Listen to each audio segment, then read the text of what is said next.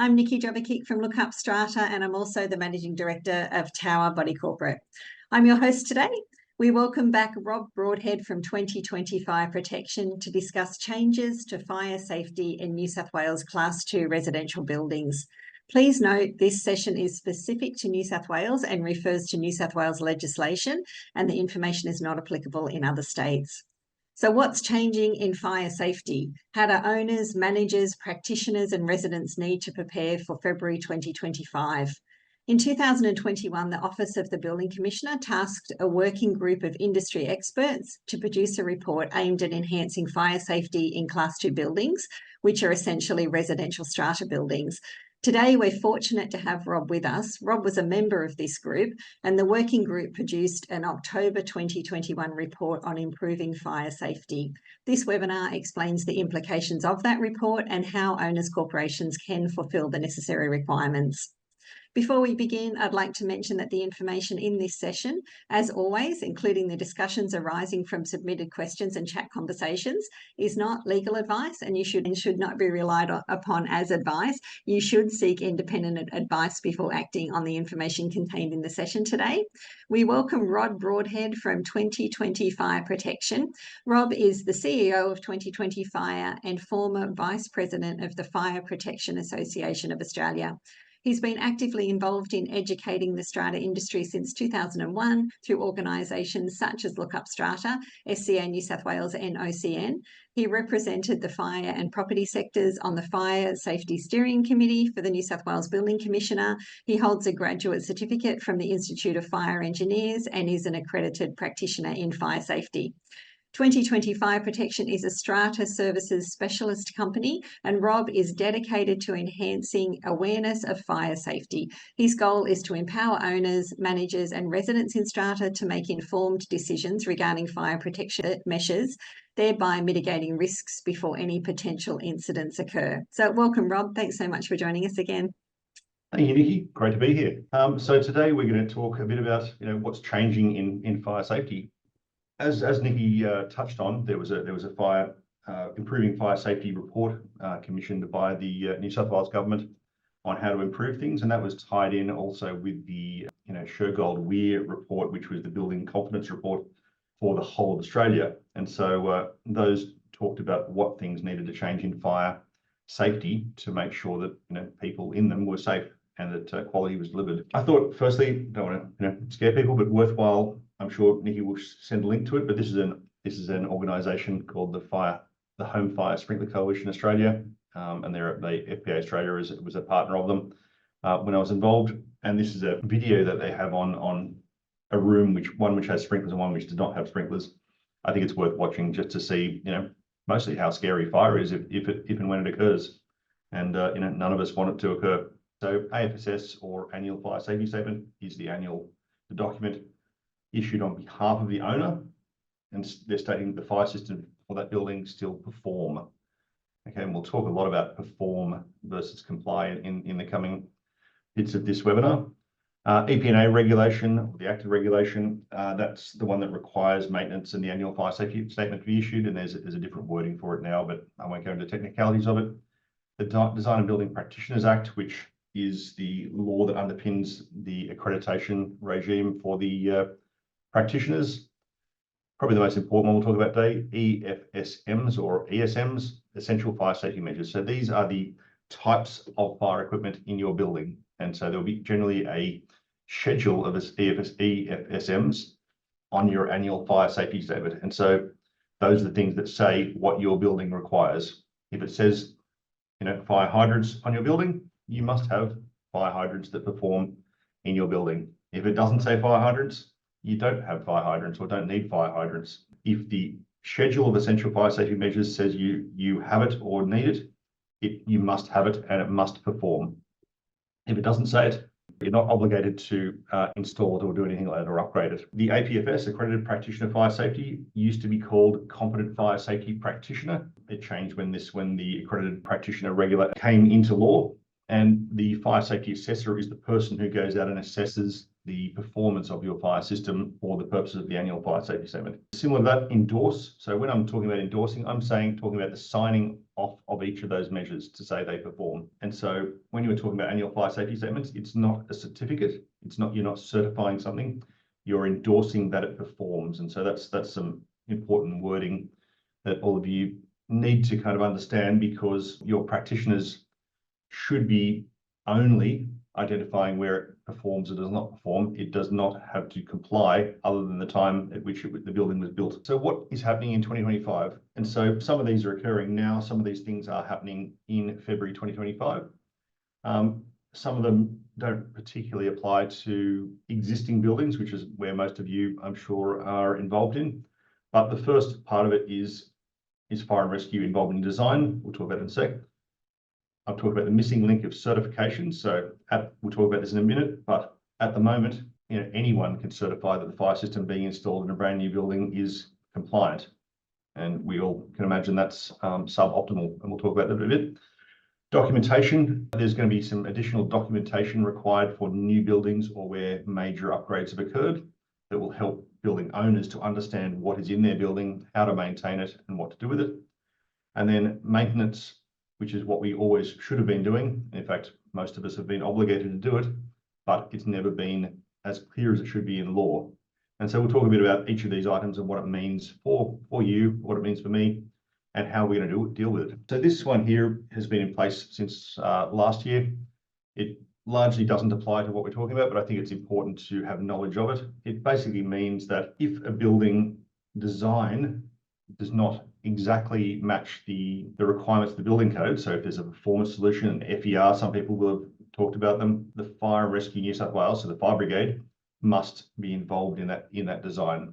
And it basically means that the building is safe for them to enter there, so they can come and save the people and save the building in an emergency. They don't want to see fire engineered solutions with a single fire stair in a high-rise building, or hydrants out on the floor instead of in a fire isolated stair where they can connect to it safely, etc., etc. So they're getting much more involved in that design process. So it doesn't involve what existing buildings too much, but it will play a part in the future because it'll mean the buildings are likely built safer. This one's really important. It also doesn't particularly apply to existing buildings, which is what most of you are involved in, but it's really important to understand because this is the missing link that has not been in place, the legislation that hasn't been in place, and is the cause of many of the frustrations that all of you are having to deal with and having to pay for. Frankly, the person who signs off a fire safety system at the completion of a build has not had to have any qualifications whatsoever. Theoretically, they might be an electrician if they put in something electrical. Theoretically, they might be a licensed sprinkler fitter, but the person actually signing the document at the end didn't have to have any qualifications for it. They don't need to be any of those qualifications. There's no direct legal implication to it, that certificate being incorrect. And so what it's meant is that buildings that are built in the last 20 odd years often have not been compliant at the time they've been handed over. And that's because there is a building certifier for the overall building, but they're generalists. They receive a document from Joe Biden Fire Protection, and it says that there's a sprinkler system and it complies. And they look up and they go, there's a sprinkler system, I guess it complies. They've accepted the certificate. That's as far as it goes in terms of someone taking responsibility for the compliance of it. So from February 2025, or 18 months after the scheme's approved, and I've said here that there's none approved yet, it will mean that there is an accredited practitioner, fire safety, for certification of fire safety systems and for each of those different types of systems. And it means that that person is insured, they are qualified, and they have to take personal responsibility and legal responsibility and be insured for what they're signing, saying on that date, that fire safety system complied. It really means that we should actually get compliance systems. It should mean that in the future, there should be far fewer building defects after a new building is delivered. What it means for me and for my team and for the rest of the fire industry is that at the moment, the fire safety assessors are there to check whether the system still performs. And I touched on this before, not complies. But it's done on the assumption that it complied at some stage. and it's causing a lot of stress, a lot of tension between us and owners and all the rest, because we're attempting to determine whether something performs when there is no evidence that it ever complied. And we're having to work to some degrees outside of the scope of what an accredited practitioner for annual fire safety statements is supposed to do. And it causes this tension because we don't have enough data to know, did it comply? What was it supposed to comply to? This role here, when it comes in, is really important to the future. It doesn't help you now, but I hope that gives you some context as to how we've all gotten to where we are, and it's largely because of this one being missing. This also won't apply to existing buildings, but it will in the future. What will be put into law is that there will be a building manual required for every new building, or for any building which is substantially modified. And it'll to go into the complexities of it, it'll have all the drawings, it'll have all the specifications, the fire engineer reports, all sorts of complex information. But more so for yourselves who have to deal with the building after it's built, it'll have a user section that outlines really simply, what do I need to maintain?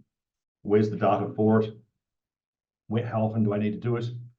And all of those sort of important things. In strata, it's resi buildings. It will be very important because it'll explain simply how to do it, but it'll be even more useful in commercial buildings, because when you're doing fit outs and upgrades and things like that, it's quite complex to figure out what is it supposed to comply with when the data is not available. And the intent is that this will be kept on the planning portal controlled by the New South Wales government in the future.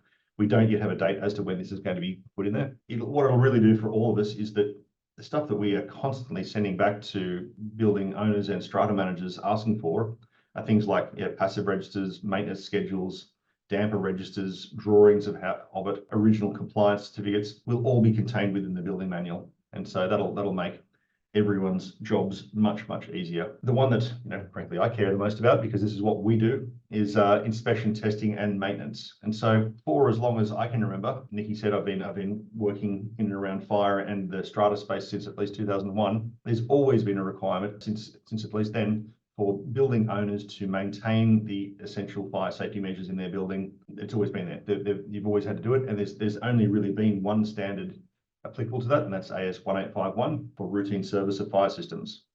But it's never, ever said directly, you must maintain it in accordance with AS 1851. It's simply said, you must maintain them.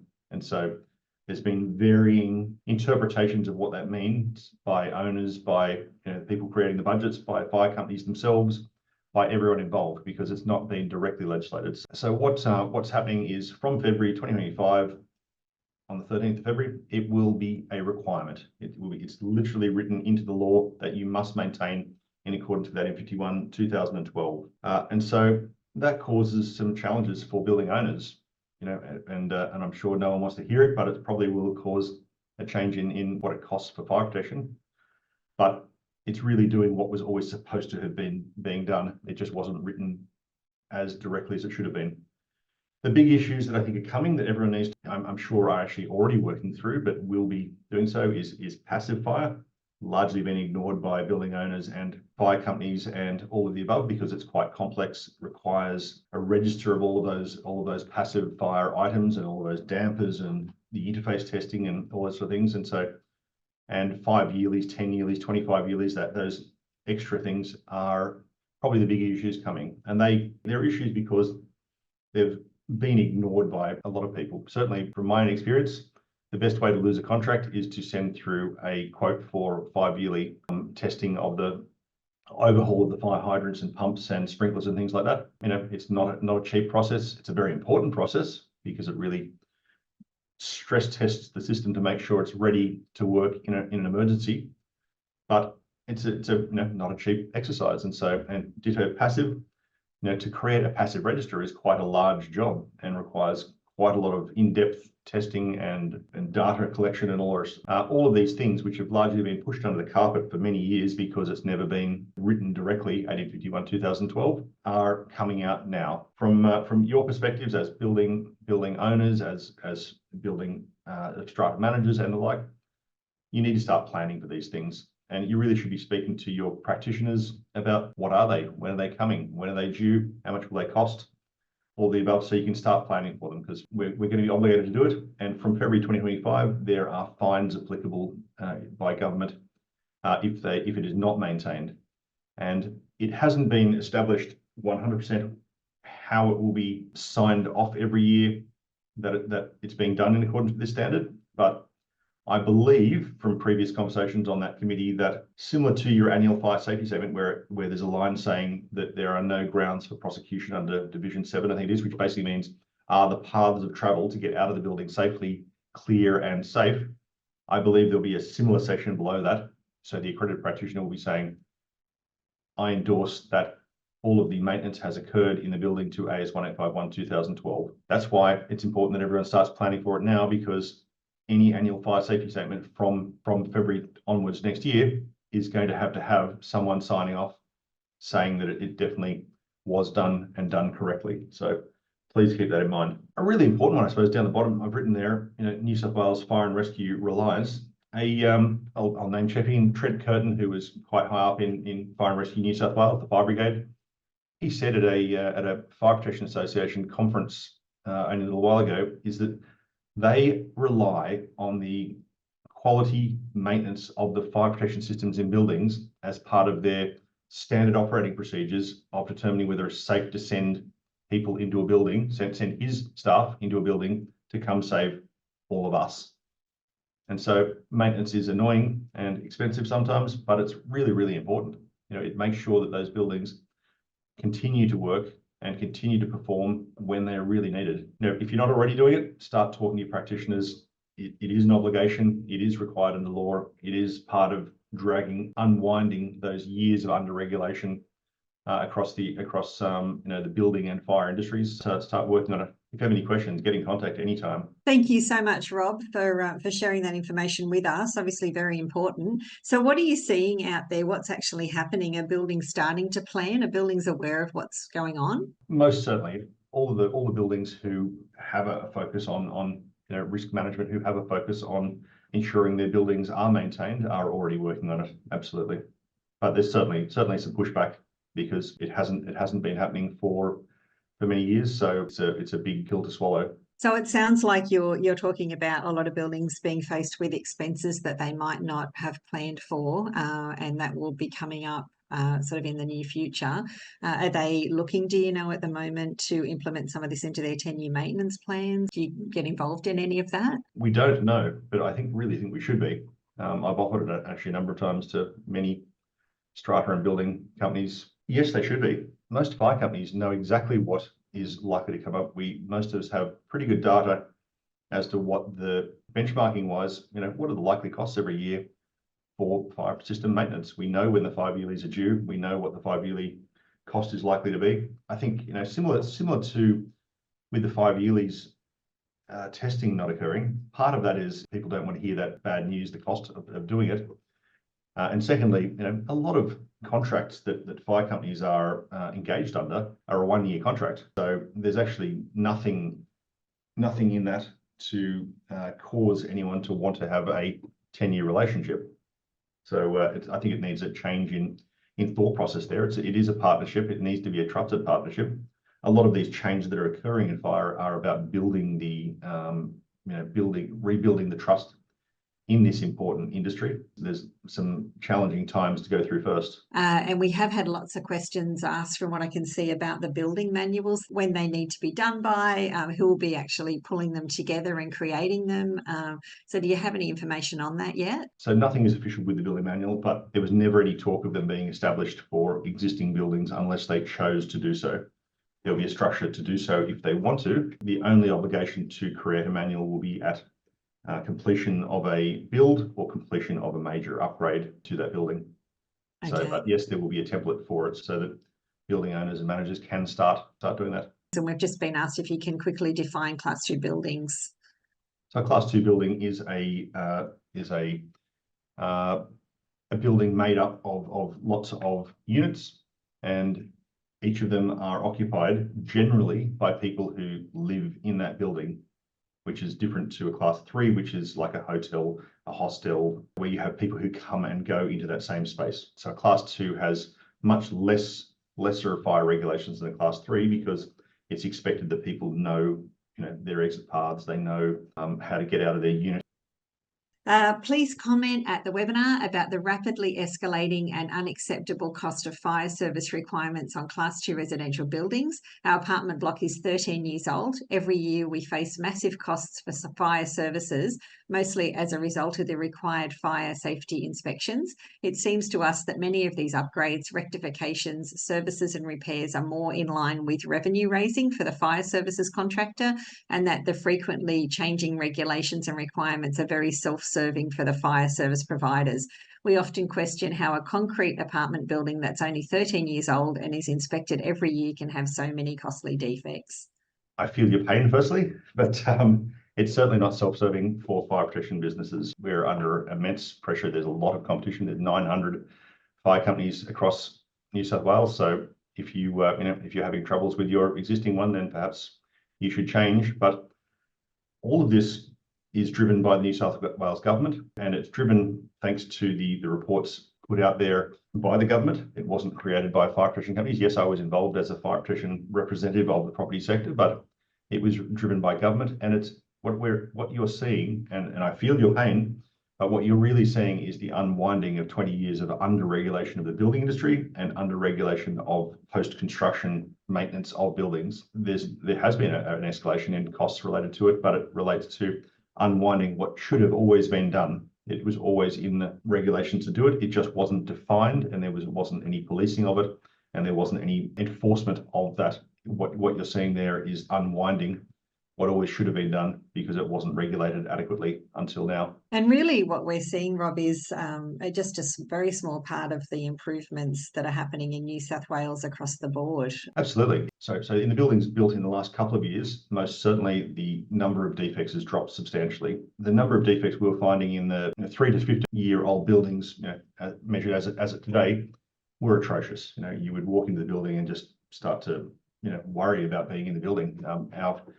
Our main accredited practitioner in my business, he has the expression, he goes, when I start seeing major fire defects when I walk in the building, I start worrying whether I should be in the building, whether it's a canary in a coal mine and things like that. But yeah, since these new regulations come in, the number of building defects that we're seeing are much, much less in those brand new buildings, because the government is forcing the developers to hold themselves to a higher standard. Some of the developers actually employ us pre-handover to come and look through the building and go, is there anything outstanding that we should jump on before we hand it over? Because they're now being held to account via insurance, by the government, by their ICERT ratings and the like. And so, it's not in their best interest to hand over buildings that are not compliant. Whereas in the past, there was nothing stopping them from doing it, and it required yourselves to litigate to try and resolve what the builder should have always done. It's great to see the changes happening. Unfortunately, for owners, you guys are the ones forced to pay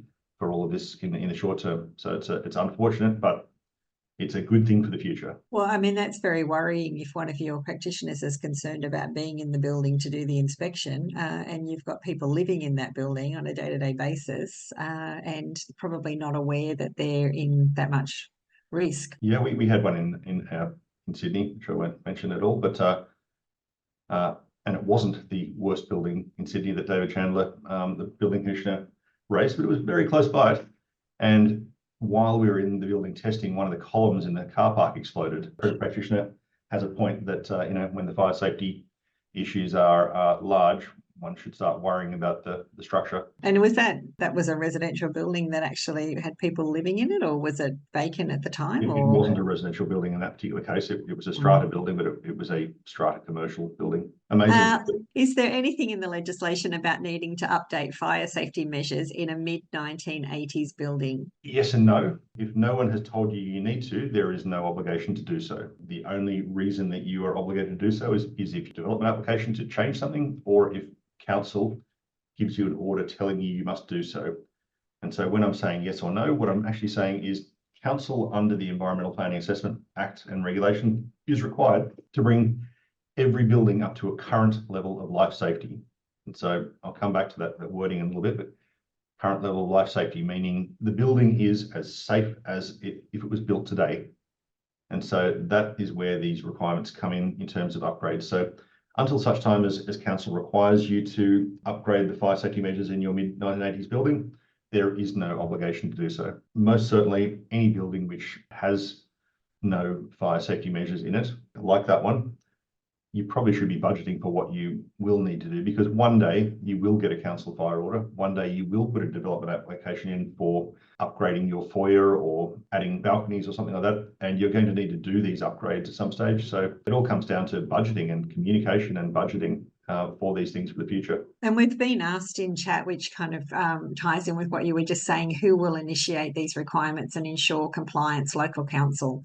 Is that right? Absolutely. Yep. Yeah, okay. And so that they enforce it because either A, you put a development application in, B, there's been a complaint about something or a query that's caused them to want to think about what's in it, or C, they go randomly, down different streets and look at buildings and go, does it look like it is safe or not?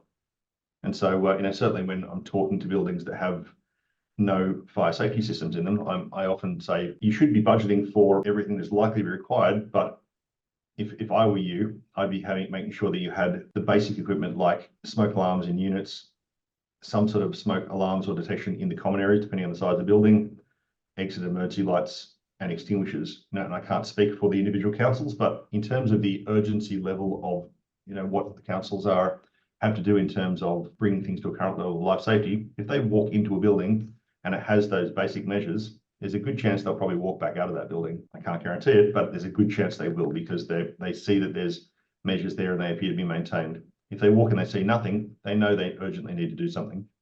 So keep that one in mind. And if you're a lot owner in a building and you've got concerns, can you raise those concerns with your local council? Certainly, but that comes with risk, because they may choose to do it. I would highly recommend that you engage with your fire safety practitioner, or depending on the complexity of the building, with a fire safety engineer to start developing a plan. What are the upgrades likely to look like?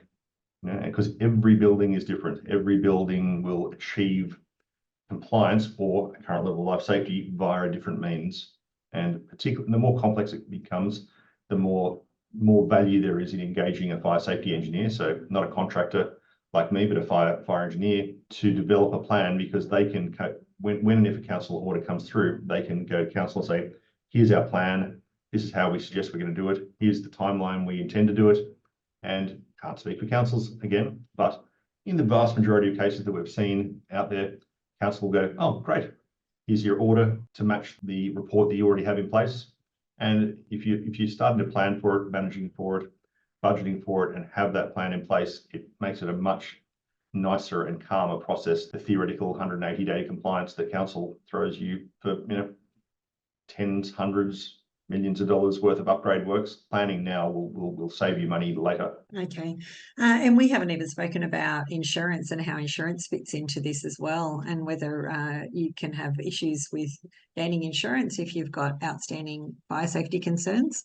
Without doubt, I can't speak for the insurers, but same as any sort of insurance, if you don't have something that you are required to have, and that can be proven to impacted the size or the type of the loss, then the insurer is likely to take that into consideration in what they will cover you for. So I think that's really important. Okay. It's great talking insurance. That it's also great, and this is playing into the building defects thing, that this bicentennial, if the wording correct, is coming in place for developers.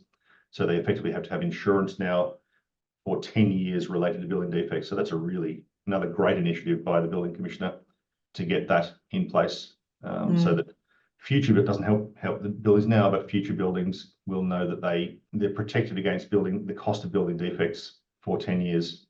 I have a question about evacuation plans for an over 55 strata with 38 lots that houses several old and frail people. 2 of our residents are losing their sight.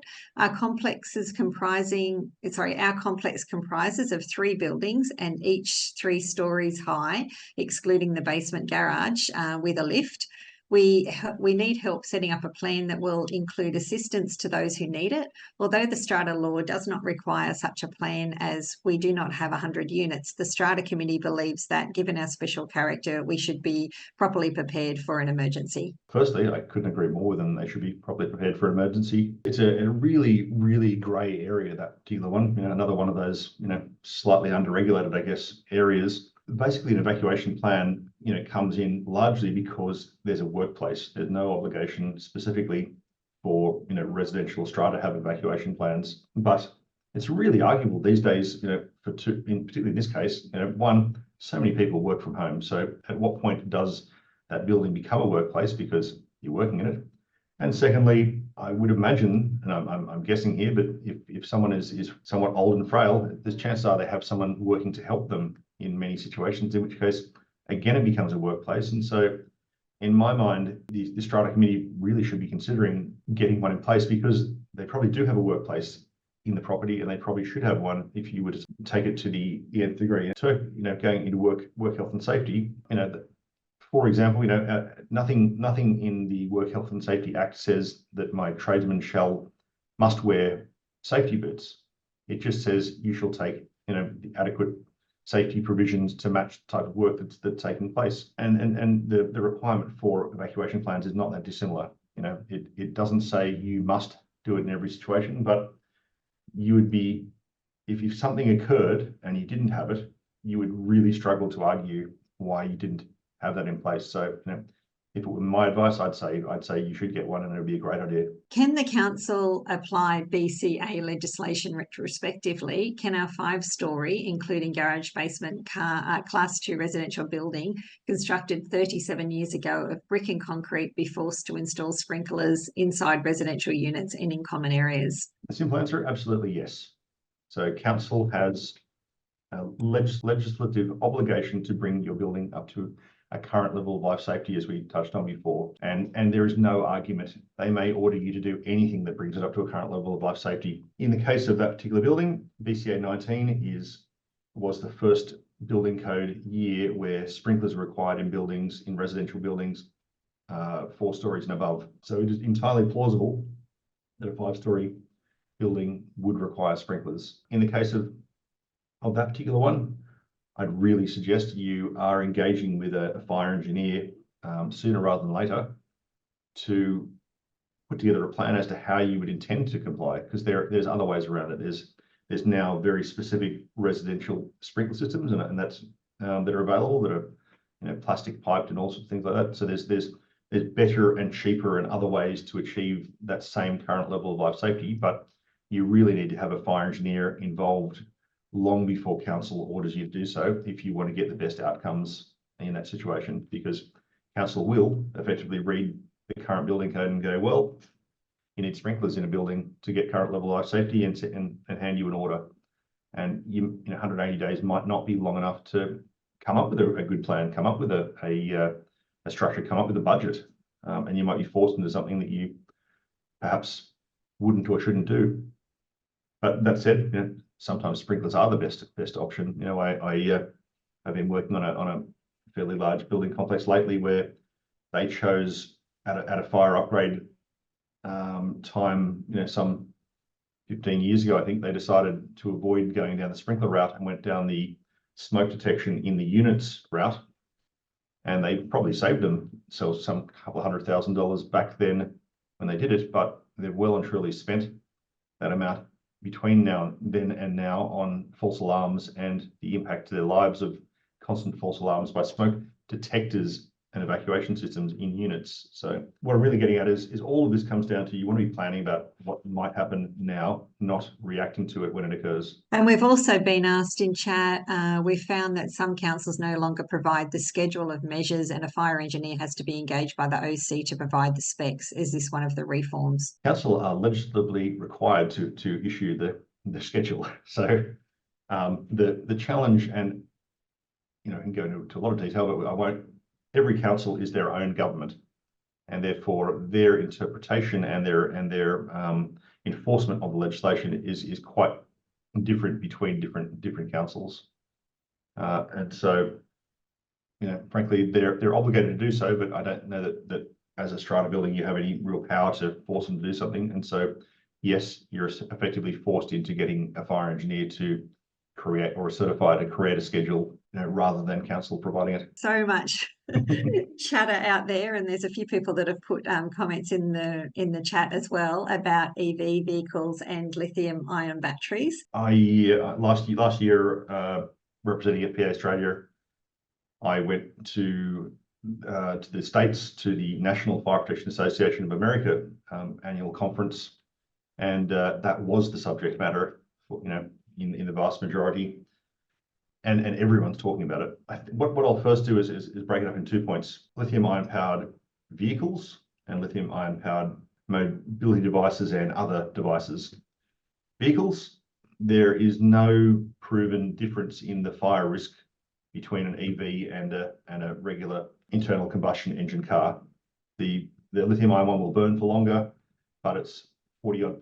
It'll burn for, I think, about 2.5 times the length of time, but it is 40% less likely to catch fire than a petrol-powered vehicle. And this is the research that they provided for it. So in terms of the cars, largely not really a risk worth considering. Frankly, the risk that you probably should be considering is whether you have the power supply in the building to do that, because you might be passing the risk of charging it in there, maybe passing the risk up to your electrical switch room or your transformer, which might catch fire. So put those to the side, not really a major risk. Mobility devices, massive risk. So where you charge your e-bike, e-scooter, those sort of things like that, those are really the ones that are challenging for everyone. There is no extinguishing agent that is proven to be any particularly more effective or otherwise on lithium-ion powered batteries. The challenge with lithium-ion powered batteries is that they don't go out. You can't put them out. They don't go out. They won't go out till they've finished burning. Literally the only thing that will stop them is immersion in water, and even then, it doesn't necessarily put the fire out. You have to wait for them to burn. The challenge with them is that they fire their battery packs outwards, setting other things on fire. And so the only thing that has been proven is that a sprinkler system, any sprinkler system, including the residential plastic pipe ones, will contain the fire to the room or fire compartment of origin. So that's a good thing. So if you when back to the 1980s building with the sprinklers, if you were choosing between them, that's the one I'd be choosing, because we know that we can't put the fire out, but it won't spread to anywhere else and kill anyone else in the building. It'll just be where it is. The main point that I'd really like to make about those sort of battery powered devices is, do not store them, charge them, or do anything, if humanly possible, in the space that you live, and particularly the space you sleep, or the egress path out of your apartment.